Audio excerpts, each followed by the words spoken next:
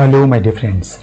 2026 চনৰ 19 জুলাই তাৰিখে অনুষ্ঠিত হোৱা গুৱাহাটী বিশ্ববিদ্যালয়ৰ বিএড এন্ট্ৰেন্স এক্সাম সেই পৰীক্ষাৰ যিটো প্ৰশ্ন কাকত আছিল তাৰে আনসাৰ কি আপোনালোকৰ সৈতে শেয়াৰ কৰিব ওলাইছো।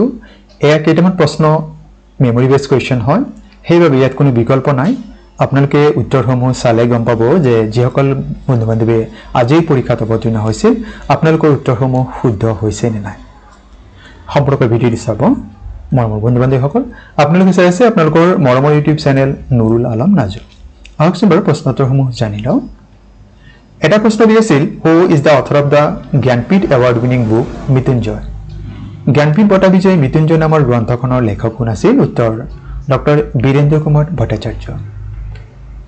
The right to education came into force in শিক্ষাৰ অধিকাৰ আইন কোন চনত বলবৎ কৰা হৈছিল?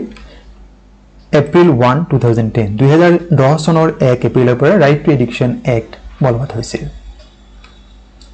The UN Charter was adopted under which conference? কোনটো সন্মিলনৰ বা অধিৱেশনৰ জৰিয়তে ৰাষ্ট্ৰসংঘৰ সনদ গৃহীত হৈছিল?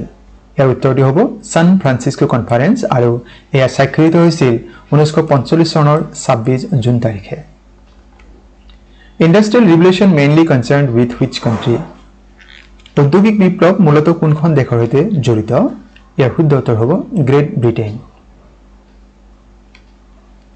The ৰাষ্ট্ৰীয় উচ্চতৰ শিক্ষা অভিযান RUSA came into force in কোন চনত ৰাষ্ট্ৰীয় উচ্চতৰ শিক্ষা অভিযান কাৰ্যকৰী কৰা হৈছিল? উত্তৰ হ'ব 2013 চনত। Name the highest award in the field of journalism. সাংবাদিকতাৰ ক্ষেত্ৰত সৰ্বোচ্চ বঁটা মানে বিশ্বৰ সৰ্বোচ্চ বঁটাটিৰ নাম কি? উত্তৰ হ'ব Pulitzer prize. Gautam Buddha died and attain parinirvana at. Gautam বুদ্ধই কোন ঠাইত ইহলীলা সম্বৰণ কৰিছিল আৰু পৰিনিৰ্বাণ লাভ কৰিছিল? ইয়াৰ উত্তৰ হ'ব কুশীনগৰ। ইয়াক কুশীনাৰা নামেৰেও জনা যায়। The গায়ত্ৰী মন্ত্ৰ was first included in which Veda? Gayatri মন্ত্ৰ পোনপ্ৰথমে কোনটো বেদত সন্নিৱিষ্ট কৰা হৈছিল? ইয়াৰ উত্তৰ হৈছে ঋগবেদ। ঋগবেদ হৈছে আটাইতকৈ পুৰণি বেদ। আমি নিশ্চয় সকলোৱে জানো যে 4টা বেদ আছে, ঋগবেদ, যজুৰ্বেদ, সামবেদ আৰু অথৰ্ববেদ। ইয়াৰে ঋগবেদত পোনপ্ৰথমে গায়ত্ৰী মন্ত্ৰ সন্নিৱিষ্ট কৰা হৈছিল। Mayank Chakraborty, the first grandmaster from northeast India, belongs to which Indian state? উত্তৰ পূব ভাৰতৰ প্ৰথমজন গ্ৰেণ্ডমাষ্টাৰ খিতাপ লাভ কৰা ব্যক্তিগৰাকী হৈছে মায়ংক চক্ৰৱৰ্তী। তেওঁ কোনখন ৰাজ্যৰ বাসিন্দা?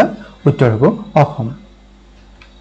What is the full form of GPT of ChatGPT?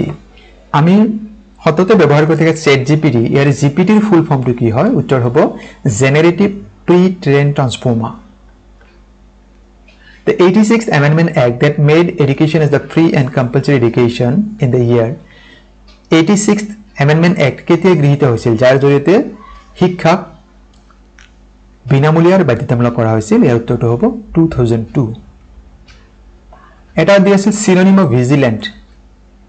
ভিজিলেন্টৰ সমাৰ্থক শব্দ কি হ'ব? ওয়াচফুল বা এলাৰ্ট। এটা প্ৰশ্ন আছিল মিনিং অফ ইয়েলো জাৰ্নেলিজম।